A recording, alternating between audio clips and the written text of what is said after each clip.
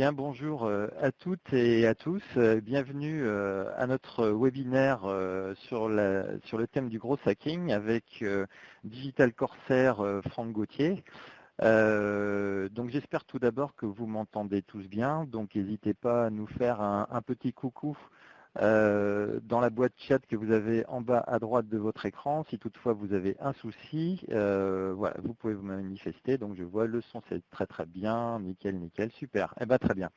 Donc, juste quelques mots pour vous préciser que donc à la Cécile Méné-Loire, nous proposons des ateliers numériques donc en présentiel depuis 2013 et puis que cette année et spécifiquement aujourd'hui, on a décidé d'innover et donc de vous proposer cet atelier, encore une fois sur la thématique du gros hacking, via un webinaire.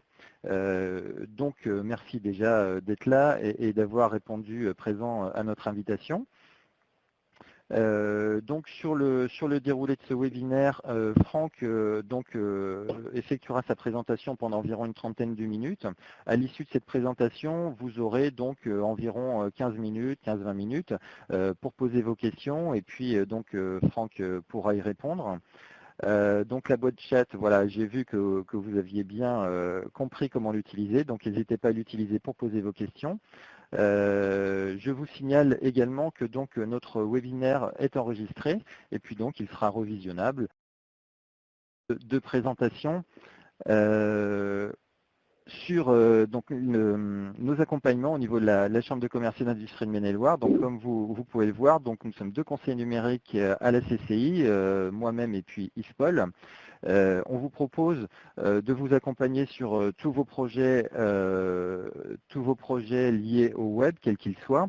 Donc vous avez la possibilité de pouvoir déjà dans un premier temps faire un état de votre présence sur Internet avec notre outil FlashDiag, qui est un outil de diagnostic accessible gratuitement via notre site. Ensuite, pour faciliter la réalisation de vos projets digitaux dans le cadre de votre entreprise, si vous souhaitez avoir recours à un stagiaire donc pour une mission qui va en général de 3 à 6 mois, on s'occupe avec vous de recruter et de coacher ce stagiaire pendant la durée de votre stage, enfin de son stage à lui en l'occurrence. Voilà. Donc ça, c'est cette présentation pour nos accompagnements individuels. Concernant les formations que l'on vous propose, donc vous avez sous les yeux les différentes formations. Donc on a des formations, une journée sur les thématiques web marketing, réseaux sociaux. Et donc on a innové cette année avec des ateliers formation, donc sous forme de formation-action d'une demi-journée, vous voyez, sur des thématiques web marketing, réseaux sociaux, référencement naturel, visibilité Google. Voilà, je vous laisse lire à l'écran le détail de ces 8 ateliers formation-action. Et puis, une dernière précision et après, je laisse la parole à Franck. Donc, pour vous dire tout simplement que nos ateliers rentrent dans le cadre des actions qui sont liées au label French Tech. Donc, le label French Tech, c'est un label qui est porté donc par le ministère de l'économie et que Angers a obtenu en juin 2015 et plus particulièrement sur la thématique des objets connectés.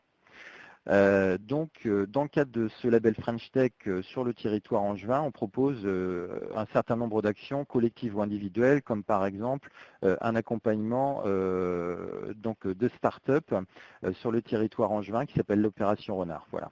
Donc la CCI étant un partenaire actif de la French Tech, n'hésitez pas, si vous avez des questions, donc à nous les poser.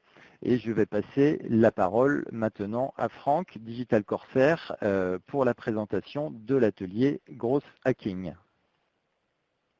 Merci, bonjour à tous. Bienvenue dans ce webinaire sur le Gros Hacking.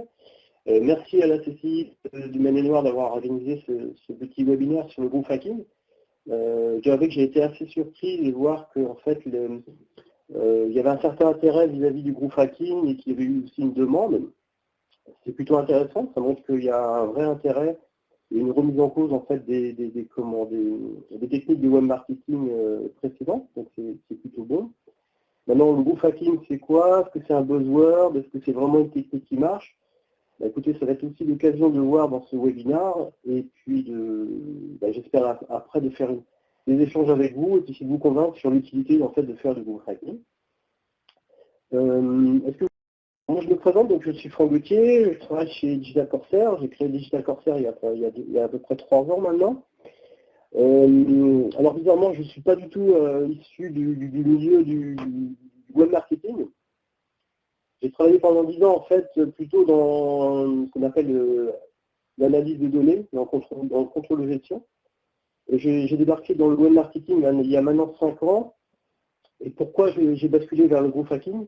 Tout simplement parce que je me suis aperçu que le growth hacking, c'était surtout une histoire d'analyse de données et que, comme j'avais certaines caractéristiques et appétences à mettre en place des structures pour analyser les données, j'ai trouvé ça plutôt pertinent et je me suis lancé là-dedans. Et maintenant, ça fait donc voilà 3 ans que je suis dans le growth hacking, qu'on a accompagné un peu plus de 50 entreprises. Entreprises, ça va de un peu start-up jusqu'à le groupe national. Et donc voilà. Alors le growth hacking, c'est quoi? Alors je ne sais pas si je vois les... Alors avant de parler du growth hacking, je faisais un petit bref retour sur l'écosystème en 2017. L'écosystème, c'est quoi? C'est qu'on s'aperçoit avec la mondialisation et la digitalisation, c'est qu'on a de plus en plus de concurrence.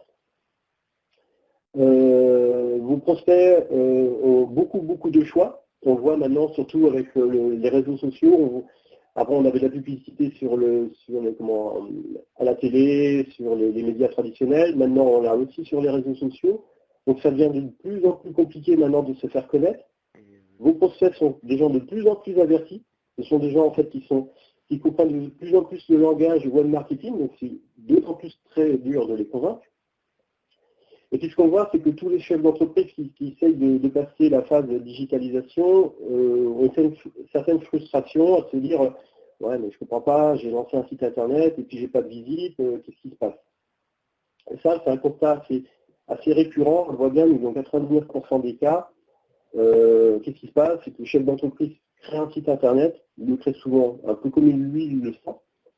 Et puis il se dit, ben mince, c'est dingue, je comprends pas, j'ai pas beaucoup de trafic, j'ai quelques clients, donc il continue à finalement avoir des mois irréguliers, il est un peu dans cette frénésie, cette panique en disant, j'ai investi beaucoup d'argent dans le web, beaucoup d'argent dans mon site internet, et puis finalement, ben, je convertis très rarement. C'est quelque part un peu normal en fait, si en fait vous n'adoptez pas une méthode en fait. C'est très important. Alors, comment faire pour partir sur de bons rails? En fait, l'idée, c'est de vous dire, se lancer dans l'Internet sans avoir de compétences et simplement en disant je crée un site Internet comme je veux, ça ne peut pas fonctionner. Un site Internet, vous devez le créer sur ce que veulent les clients et pas sur ce que vous ressentez. C'est pour ça que le growth hacking en fait est apparu et qui a bousculé un peu les schémas classiques de pensée de l'entrepreneuriat sur le digital, en disant il n'y a qu'une seule donnée qui compte, c'est l'avis du client. Et pour pouvoir recoter l'avis du client, il faut mettre en place des outils de tracking et d'analyse de données. Alors, le growth hacking, c'est quoi exactement? D'où ça vient? Ça a été inventé en 2010 par une personne qui s'appelle Sean Ellis, qui travaillait chez Dropbox. Alors, je pense que vous connaissez tous Dropbox. Sean Ellis a été très connu pour avoir mis en place, je ne sais pas si vous vous souvenez, cette idée que quand on voulait s'inscrire sur Dropbox et qu'on voulait en fait obtenir un peu plus de données, il fallait partager Dropbox à ses amis. Ça a été un espèce de hack très connu qui a fait son petit chemin dans sa tête. Et Sean Ellis a essayé de théoriser en fait l'idée du growth hacking, enfin à l'époque il n'appelait pas le growth hacking, pour en créer ce qu'on appelle vraiment un framework, c'est-à-dire un plan de travail. Alors je fais juste un petit aparté sur le mot hacker, dans le mot growth hacker. Il ne faut pas prendre le mot hacker comme le pirate que vous connaissez tous, qui a que la CIA ou la NSA. Il faut prendre l'idée du hacker comme quelqu'un en fait qui est que préoccupé par la réalisation d'un objectif et qui va mettre en place des nouveaux moyens en fait, pour y arriver. Donc le growth hacker, c'est ça, c'est vraiment quelqu'un de méthodique et qui est un peu dans la R&D et qui essaye de trouver des nouvelles astuces pour arriver à ses objectifs. Mais la vraie définition du growth hacker, si vous voulez, c'est quelqu'un qui met en place des effets de levier afin d'accélérer la croissance de votre entreprise et de votre produit. Quand on parle d'effet de levier, il faut prendre en fait à l'opposé de coûts fixes. Je prends un exemple tout simple. Quand vous faites de la publicité sur AdWords, le jour où vous arrêtez de faire de la publicité, il ne se passe plus rien pour vous. Le growth hacker, il est dans l'idée opposée. C'est de se dire, j'investis du temps pour trouver un moyen d'acquérir du trafic, mais du coup, sur le long terme, même si j'ai peu de temps à consacrer à ces moyens, il y aura toujours un effet de levier. Hein, c'est beaucoup de charges fixes au départ pour un effet à long terme. Et je vous montrerai un exemple d'astuce d'acquisition qu'on a mis en place et qui va vous montrer ce que c'est qu'un effet de levier. Alors, le growth hacker se base sur ce qu'on appelle un framework, un plan de travail qui est basé un peu sur le tunnel de vente. Vous avez peut-être dû déjà voir ce tunnel de vente. C'est un tunnel de vente, en fait, qu'on symbolise par l'acronyme HAHAR. Et donc, il reprend, en fait, les 5 trames importantes à travailler dans la capitalisation, en fait, de vos efforts pour croître sur votre entreprise. Ce sont l'acquisition, l'activation, la rétention, le revenu et la recommandation. Alors, c'est quoi en fait? L'acquisition, c'est le fait d'attirer de nouveaux clients. L'activation, c'est le fait de persuader ces nouveaux arrivants, ces nouveaux visiteurs, à passer à l'action, leur faire obliger de passer, ce qu'on appelle un call to action. C'est peut-être faire une newsletter, c'est peut-être prendre contact avec vous, ou c'est tout simplement acheter quelque chose. La rétention, c'est convertir en fait ces prospects, hein, en clients. La recommandation, c'est de dire en fait, c'est d'inciter ces nouveaux clients à vous recommander. Quelque part, la recommandation, c'est la meilleure source d'acquisition. Et enfin, le revenu, c'est le fait de générer du revenu, mais aussi augmenter ses revenus. Prenons un autre exemple pour que vous compreniez bien. Imaginez que vous soyez une agence immobilière et qu'on essaie de schématiser en fait le framework. L'acquisition, ce serait quoi? Là, l'acquisition, ce serait de se dire, si le client cherche une maison sur Google, une maison à acheter, ça veut dire qu'il faut au moins que je sois présent sur cette page de résultats. L'activation, ce serait quoi? C'est le client qui arrive sur mon site internet, et donc j'ai un site internet qui est suffisamment bien fait pour que l'annonce immobilière qui est sur ce site me convainque à prendre contact avec moi. La rétention, c'est quoi? La rétention, c'est dire, le client a pris contact avec moi, il est peut-être venu à l'agence carrément, on a commencé à discuter sur l'annonce qu'il a vue, et il décide carrément de me confier la recherche d'une maison que je recherche. C'est ça la rétention.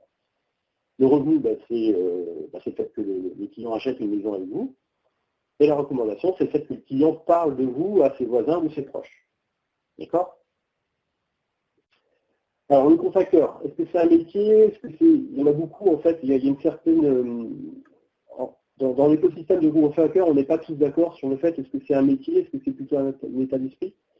Moi, je suis de ceux qui pensent que c'est plus un métier, puisqu'en fait, pour être un bon growth hacker, il faut avoir certaines compétences, que ce soit en web marketing, aussi en code informatique, en tracking, en analyse de données. Donc, c'est tout un ensemble de compétences qu'il faut avoir pour être un bon growth hacker. Je ferai un autre aparté sur la différence entre ce que c'est un growth hacker et un web marketer. On me pose souvent la question, on me dit, mais du coup, il n'y a rien de révolutionnaire. Finalement, growth hacker, c'est un web marketer classique. En fait, pas vraiment. Le web marketer, c'est quelqu'un en fait qui prend votre produit et qui essaie de le commercialiser via du marketing. Le growth hacker, c'est quelqu'un qui va prendre votre produit, qui va essayer de le commercialiser, mais qui va dire, ah, mais attention, si tu veux augmenter ta rétention, c'est qu'il y a peut-être aussi un problème sur ton produit. Donc, on va mettre en place justement des actions de web marketing pour pouvoir comprendre si le produit colle bien à la demande. Et on va tester en fait des nouvelles choses sur ton produit pour justement augmenter la rétention. Alors, c'est quelque chose qu'il faut que c'est vraiment très important à comprendre. C'est aussi très frustrant pour le client de se dire, on est growth hacker et des fois on leur dit, non, il y a carrément un problème sur ton produit. Donc on va repartir à zéro. Mais c'est ça, c'est l'idée de se dire, le growth hacker, c'est quelqu'un qui va mettre en place une structure et des moyens pour que votre produit se vende par lui-même à long terme. Alors que le web marketer, limite, Il prend votre produit et puis il s'en fiche, c'est pas son problème. Alors, ensuite, donc comme je disais, le framework, la première étape du framework du groupe hacker, c'est l'acquisition. Donc l'acquisition de trafic, c'est quelque chose que vous avez tous dû déjà connaître. Vous en connaissez déjà plein, en fait, les gens, la pub sur Google, l'investissement sur les réseaux sociaux, ça c'est assez classique. Et là où le groupe hacker va apporter sa plus-value, c'est dans ce qu'on appelle cet effet de levier. Le groupe hacker essaye toujours d'imaginer des moyens qui à long terme vont vous coûter pas peu cher en fait. Il vise toujours le ROI, c'est-à-dire vraiment une rentabilité à long terme. Donc c'est pour ça qu'en fait il va créer des moyens qui, voilà, enfin, des moyens, je ne vais pas dire un peu borderline, mais quand même, qui vont nous permettre de gagner assez rapidement du trafic pour peu cher. L'un des moyens qu'on entend souvent par les groupes hackers, c'est ce qu'on appelle le cold email. Le cold email, c'est quoi? C'est l'idée qu'on va aller rechercher sur Internet un ensemble d'emails de votre cible. C'est-à-dire, le terme, c'est scraper, en fait. On va aller sur des sites de bases de données, des choses comme ça. On va se créer une base de données à partir de ces sites Internet et on va envoyer un email de promotion à ces gens-là. Alors, c'est très polémique il y a beaucoup de choses qui tournent autour de ça, du cold email, est-ce que c'est bien, est-ce que c'est pas bien. Je suis assez partagé sur l'usage du cold email. Je le préconise quand vous avez vraiment une offre très puissante, irrésistible. Quand vous êtes sur des offres très concurrentielles, il faut éviter. Il faut éviter parce que là, vous prenez en fait vraiment, vous êtes considéré comme du spam et c'est pas bon pour votre image.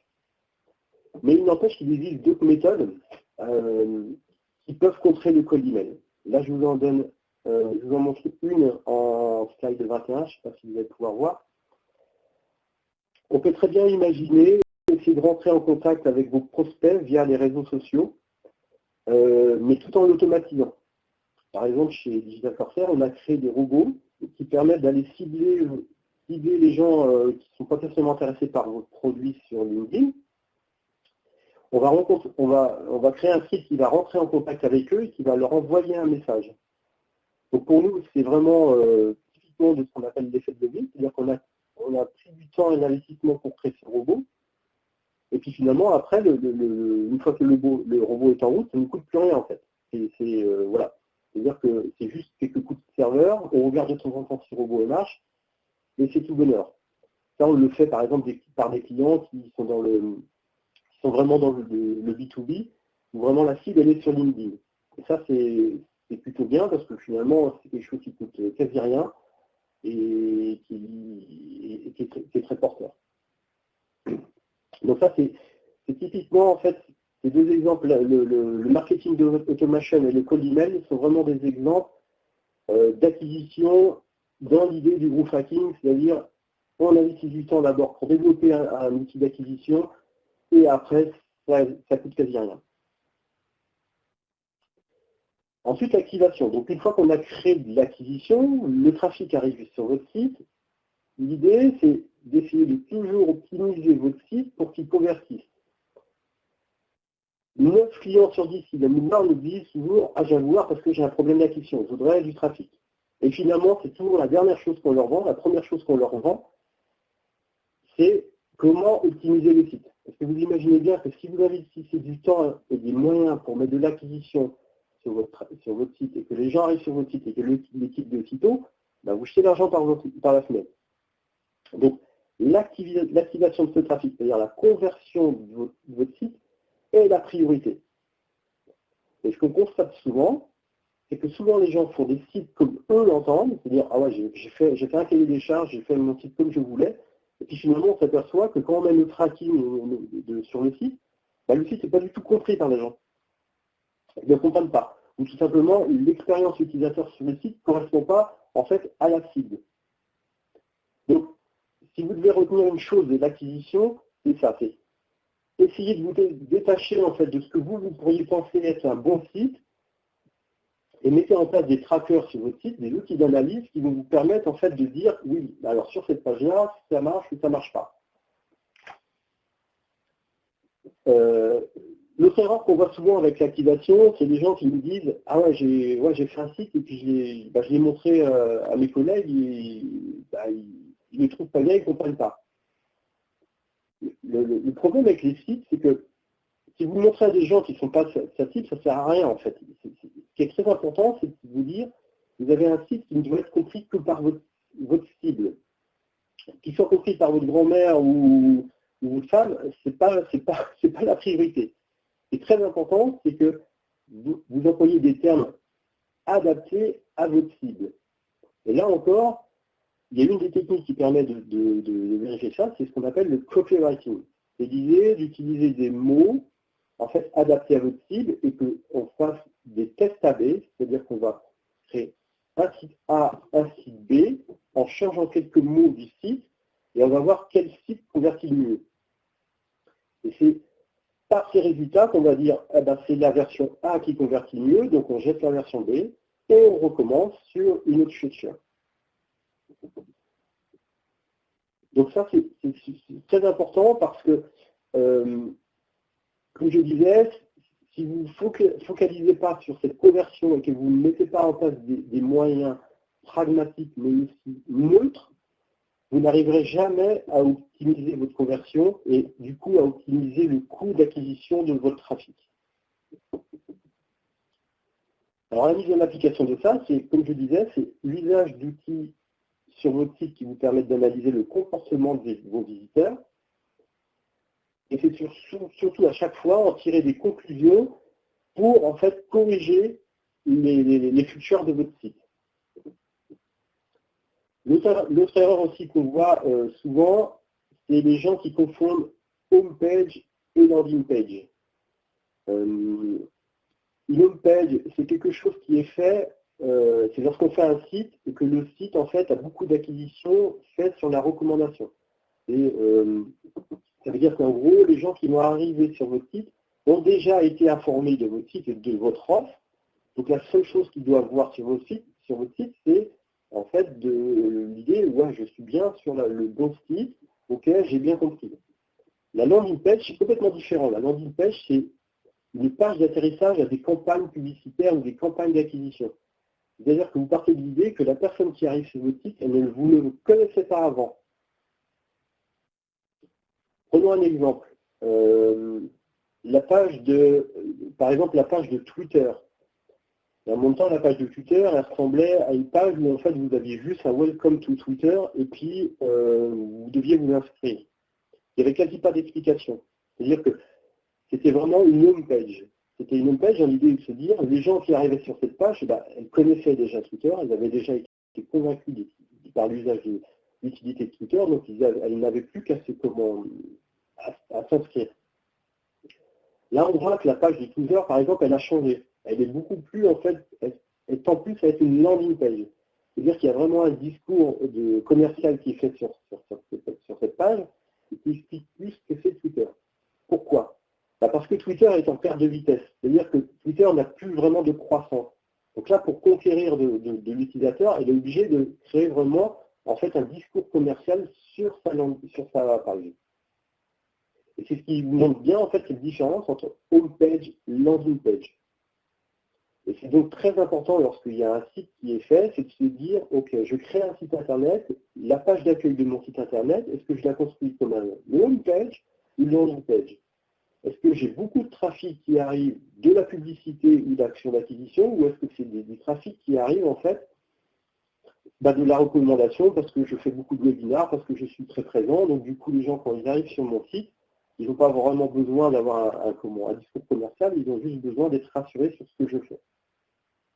Donc cet exemple en fait de différence entre home page et landing page montre en fait pourquoi en fait on doit absolument mettre des métriques sur le site internet pour comprendre en fait l'usage des gens, l'usage que font en fait de votre site internet et comment on doit le mieux convertir. Donc une fois que vous avez tout fait pour optimiser votre site internet, que vous avez mis en place des actions d'acquisition, on a ce qu'on appelle la rétention. La rétention, c'est quoi? C'est l'idée de se dire, j'essaye de faire revenir les gens sur mon site, où je les persuade de passer de l'étape de prospect à l'étape client. Alors, la rétention, ça ne s'applique pas à tous les business. Parce qu'il y a des business, en fait, le site internet ne sert juste que de contact, et puis après, la transformation, c'est-à-dire la rétention, elle est faite par un commercial. Donc là, je m'attarde plus sur le fait qu'il y a des gens qui ont un site internet et que la phase transformation client est sur ce site internet. Alors, comment on fait pour optimiser la rétention? La rétention, elle est toute simple. La rétention, elle est très liée à votre produit. Et ça, c'est quelque chose de très important. C'est l'une des erreurs qu'on voit beaucoup, par exemple, avec certaines startups, jeunes PME, jeunes chefs d'entreprise qui se créent. C'est de se dire tout de suite, de toute façon, j'ai mon produit qui correspond à la demande. C'est souvent une erreur, en fait. Vous ne pouvez créer que de la rétention qu'avec des bons produits. C'est un peu, prenez l'image un peu du chef cuistot qui essaye de faire des recettes. Si vous avez des mauvais produits, vous n'arriverez jamais à faire un bon plat. Pour la rétention, c'est pareil. Il faut toujours s'assurer que votre produit correspond à la demande. Donc là, c'est pareil. On met en place des outils de tracking, des outils d'analyse comportementaux pour comprendre, en fait, est-ce que le produit correspond à ce qu'on appelle le personnalier de ma cible. Donc là, le personnel de votre cible, en fait, il est très important à le connaître, en fait. Alors, vous en avez peut-être plusieurs, hein, ça c'est très important. Et l'une des erreurs aussi qu'on voit, c'est que les chefs d'entreprise ne font pas cette fiche, en fait, personnelle. Ils ne savent pas à quoi correspond cette personne. Et ça, c'est très, très important à mettre en place et à évaluer en amont. Et l'évaluation, comment elle se fait? Elle se fait soit par des enquêtes, des études, des enquêtes sur le terrain, soit directement sur votre site internet en faisant des tests AB sur des fonctionnalités de votre produit. Si vous créez une fonctionnalité A et une fonctionnalité B, vous regardez un peu quelle croissance a une de ces fonctionnalités, et c'est là que ça va vous permettre de déterminer en fait quelle est la meilleure feature de votre produit.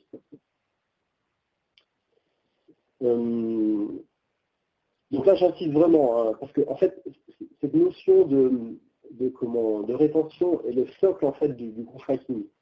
C'est surtout ce qui fait la différence avec le web marketing.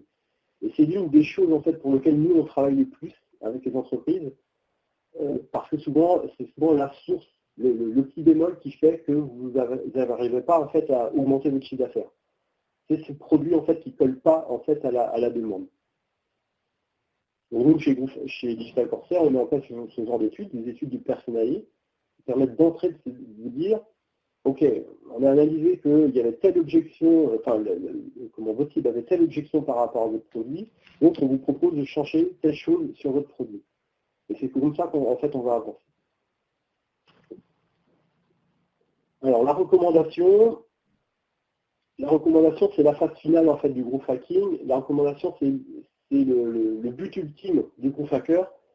C'est une fois qu'on a validé l'activation, la rétention, et la recommandation, c'est ce qui va vous coûter le moins cher en acquisition.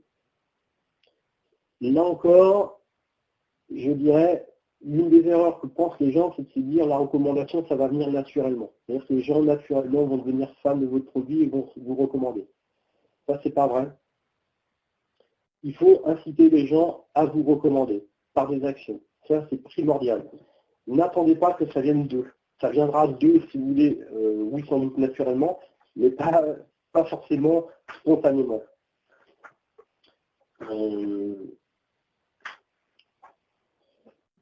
Donc voilà. Donc là, je répète, l'objectif du groupe hacker, c'est ça. C'est absolument faire en sorte que la recommandation devienne votre meilleur moyen d'acquisition. C'est ce moyen qui vous coûtera le moins cher. C'est là-dessus toujours sur lequel on veut toujours travailler. Mais avant, comme je vous disais, il y a toutes ces phases amont qu'il faut valider. Tant qu'on n'a pas validé ces phases amont, ça ne sert à rien d'essayer de travailler la recommandation. D'accord? Donc pour résumer, le growth hacking, c'est quoi? Comme vous avez vu, en fait, le growth hacking, c'est vraiment une méthodologie. Et c'est pour ça que nous, on appelle plus ça du lean marketing. En fait, c'est une version du web marketing en lean management.